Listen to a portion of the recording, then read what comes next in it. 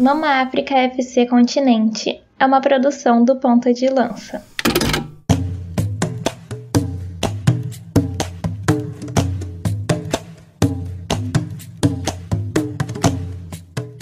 Olá, eu sou o Rubens Guilherme Santos e já vou dando as boas-vindas a você que veio acompanhar mais um episódio do Mama África FC Continente, o podcast que te apresenta os países que compõem África.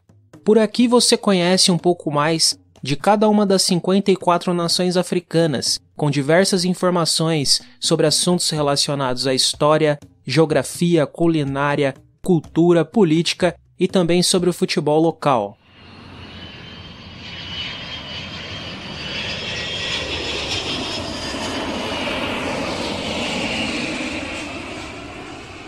Nesse episódio a gente dá um pulo na região do Chifre da África para te apresentar a Eritreia.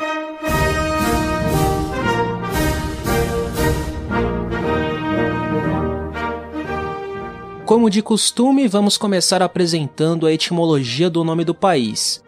Eritreia quer dizer Mar Vermelho, um golfo do Oceano Índico que divide África e Ásia, com presença recorrente em textos sagrados de algumas religiões. O mar é vizinho do país. Eritreia vem do latim mare Erythraeum, que tem origem de eritros, ou seja, vermelho, do grego antigo. O estado da Eritreia, um dos mais novos do mundo, está localizado na região conhecida como Chifre da África.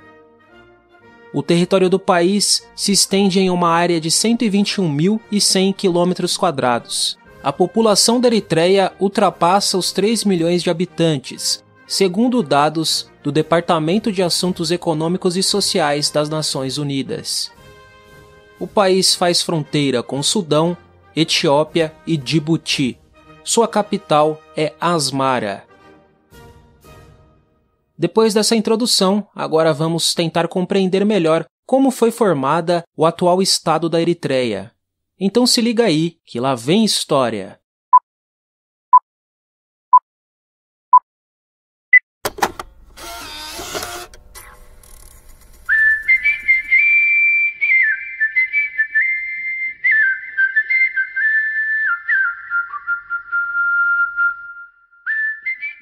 Evidências arqueológicas de pré-humanos na Eritreia foram descobertas na região de Buia.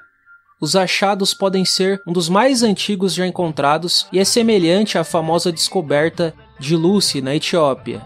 A evidência da presença humana começa no 8º milênio antes de Cristo, com os povos nilóticos, cuxíticos e semitas.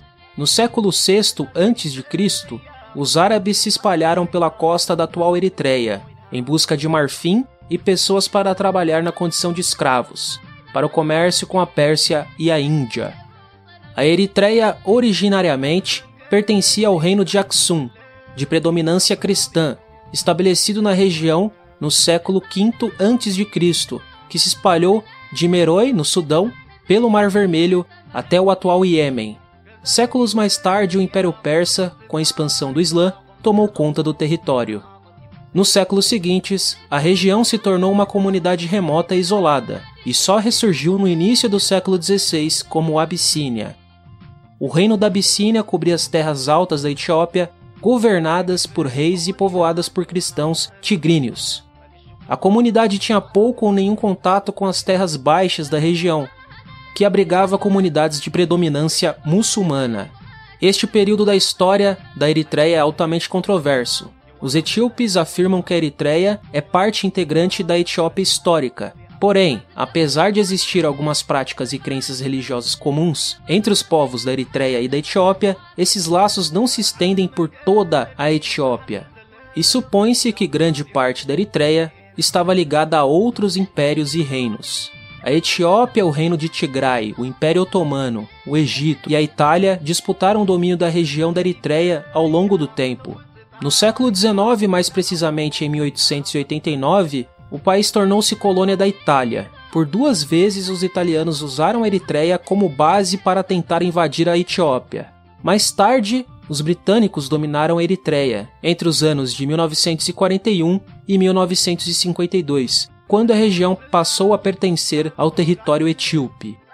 Em 1962, o imperador etíope Haile Selassie dissolveu de forma unilateral o parlamento eritreu. Em seguida, ele anexou a Eritreia ao território etíope, o que deu início à luta pela independência da Eritreia, que continuou depois de Selassie ser deposto por um golpe de Estado no ano de 1974. O novo governo da Etiópia, de orientação marxista, conhecido como Derg, passou a ser liderado por Mengistu Haile Mariam. Durante os anos 1960, o grupo chamado de Frente de Libertação da Eritreia, conhecido também como ELF, liderou a luta pela independência do país.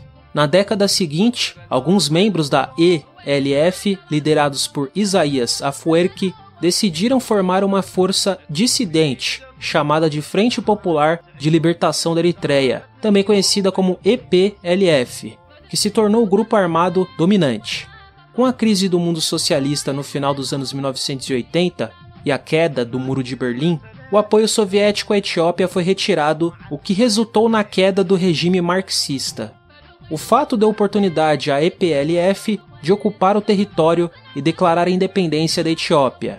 Em um referendo livre monitorado pela Organização das Nações Unidas, a ONU, realizado entre 23 e 25 de abril de 1993, a população eritreia votou pela independência do país. A partir desse resultado, a nação tornou-se um estado independente em 27 de abril do mesmo ano. Entretanto, o país celebra, como data oficial da independência, o dia 24 de maio de 1993. O ex-guerrilheiro Isaías Afwerki, primeiro presidente da Eritreia, lidera a nação até os dias de hoje. De 1998 a 2000, a Eritreia e a Etiópia guerrearam por uma faixa de terra entre os dois países, na região conhecida como Tigray. Os conflitos mataram milhares de pessoas e prejudicou o desenvolvimento social e econômico de ambos os países. A luta entre Eritreia e Etiópia continua até os dias de hoje, com vários conflitos se estendendo até o início dessa terceira década do século XXI.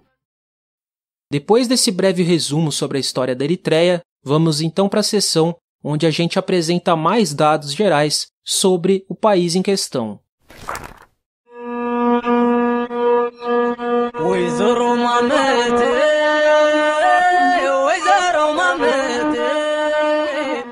A Eritreia não possui uma língua oficial, mas a tigrínia, o árabe e o inglês são três das mais faladas. E no dia a dia, a população utiliza diversos idiomas cuxíticos e semíticos.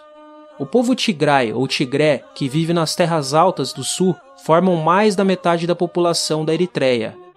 Os Tigrais falam a língua tigrínia e são, em sua maioria, cristãos. O segundo maior grupo étnico é formado pelo povo Tigre, que vive nas terras baixas e é quase todo muçulmano. A língua deles também é chamada Tigre e é semelhante à tigrínia.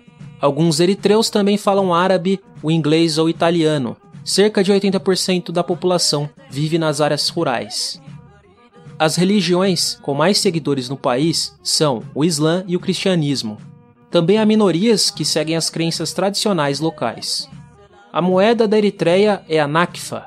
Boa parte dos eritreus vivem da agricultura de subsistência, porém, o baixo índice de chuvas dificulta o cultivo. Entre os principais produtos cultivados estão o teff, raízes, feijão, sorgo e cereais. O rebanho é composto de gados ovino, bovino e caprino. E a indústria da Eritreia se concentra na capital e fabrica principalmente produtos alimentícios, de couro e também têxteis. Já o sal que é utilizado pela população é extraído de minas. O país mantém relações exteriores com o Banco Mundial, com o Fundo Monetário Internacional, o FMI, com a ONU, com a União Africana, dentre outras entidades.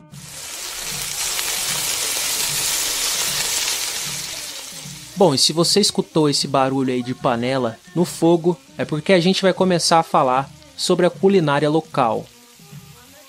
Na cozinha da Eritreia, um dos principais pratos é a injera, popular em toda a região do chifre da África. A injera é um pão feito de trigo, grão de teff ou sorgo que acompanha molhos e guisados, como o rilbete, uma pasta de lentilha, e o shiro, um purê de leguminosas. O kicha é outra variedade de pão de trigo consumido nas refeições principais do povo eritreu. A cozinha local também é influenciada pela gastronomia italiana. Por isso, é comum o consumo de massas como lasanha e espaguete. As bebidas típicas da Eritreia são a suwa, uma espécie de cerveja produzida a partir do sorgo, mies, uma bebida de mel fermentada, e o araki, um licor com sabor de anis. Por estar localizada na região de origem do café, a bebida é bem difundida no país. Assim como na vizinha Etiópia, há toda uma cerimônia ligada ao consumo do café. Um fato curioso, é comum encontrar nas ruas da Eritreia automóveis de marcas italianas. O país abrigou fábricas, bancos, lojas, por exemplo, de empresas e do governo da Itália durante a invasão desse povo europeu ao território eritreu. E agora a gente vai falar sobre o turismo na Eritreia.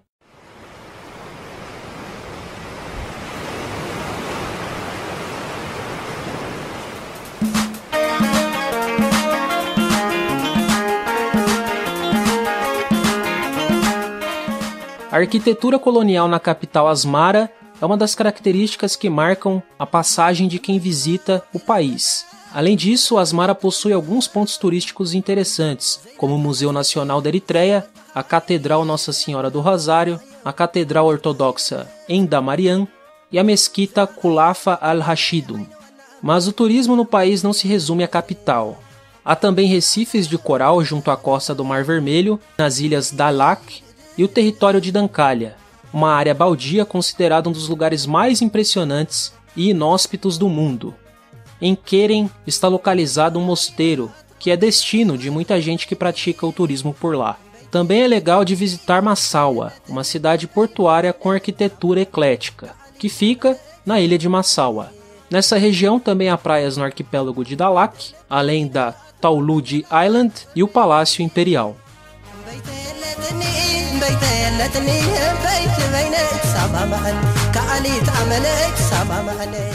Agora o papo é sobre música. A música folclórica da Eritreia usa instrumentos tradicionais como o krar de cordas, o quebero e a lira. A música da Eritreia também é influenciada por gêneros dos países vizinhos como Etiópia e Djibouti. O Cibrit é um movimento originário do estado da Eritreia que na década de 1990, após a independência, tentou organizar uma identidade nacional musical, com a reunião de características musicais singulares dos principais grupos étnicos eritreus. Os pianos bars são bares que permitem aos artistas da Eritreia difundirem gêneros musicais como jazz, soul e blues para a população que frequenta esses espaços e também para os visitantes. Alguns dos principais artistas da música do país são Yemani Baria, Bereket Mengistabi e Tserhaitu Berak.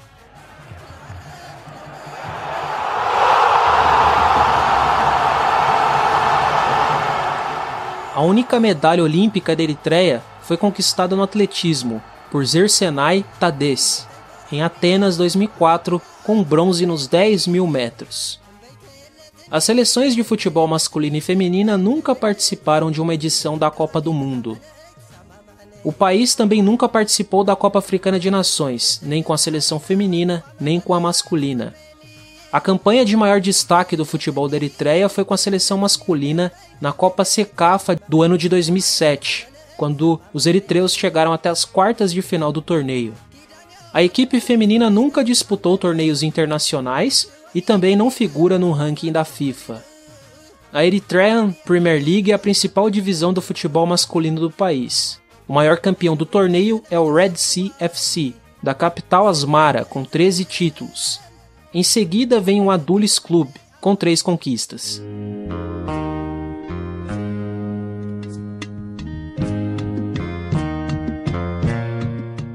E vamos nos encaminhando para o fim desse episódio do Mama África FC Continente, que te apresentou a Eritreia. O roteiro, a produção, a locução e a edição desse episódio foram feitos por eu mesmo, Rubens Guilherme Santos. E você tá sabendo das últimas novidades do PDL? A nossa campanha de financiamento coletivo já está no ar. A partir de R$10 mensais, você pode assinar nossos planos no PicPay e também no Apoia-se. para contribuir com a produção de conteúdo independente do Ponta de Lança. Algumas das recompensas desses planos são a participação em um grupo de discussão do Telegram com a galera do projeto e o recebimento de uma newsletter mensal exclusiva. Mas se você deseja apoiar nosso projeto com qualquer valor em dinheiro, tu pode fazer isso através de um Pix. Nossa chave Pix é o nosso e-mail, contato.pontadelanca@gmail.com. Repetindo, contato.pontadelanca@gmail.com. Todas essas informações sobre como participar da nossa campanha de financiamento coletivo vão estar na descrição desse episódio, beleza? E também acompanhe a gente nas redes sociais para ficar por dentro das novidades do Ponta de Lança. É só nos procurar através do @pontalancapdl que você acha a gente no Twitter, no Facebook e também no Instagram. Repetindo, @pontalancapdl. Se desejar, você também pode dar um confere nos nossos textos lá no Medium. Tudo isso aí também vai estar na descrição desse episódio. E para ouvir mais episódios desse e dos outros podcasts com o selo Ponta de Lança, busque por Ponta de Lança Podcasts nos agregadores, streamings e plataformas de áudio digitais, como Spotify, Google Podcasts, Pocket Cast, Amazon Music, Apple Podcasts, Deezer, Castbox, Podcast Addict e tantos outros. Se você quiser conferir as referências que foram utilizadas para a construção desse roteiro, é só ficar ligado aí na descrição que também o link vai estar lá, beleza? Bom, agora sim, a gente está chegando ao fim mesmo desse episódio. E eu já deixo aqui um convite para um novo encontro no próximo Mama África FC Continente. É só ficar ligado no feed aí do seu tocador de podcasts favorito. Então é isso. Também lembra você que Ponta de Lança é #paixão por ousar. Por mais ousadia, por mais paixão. Até mais!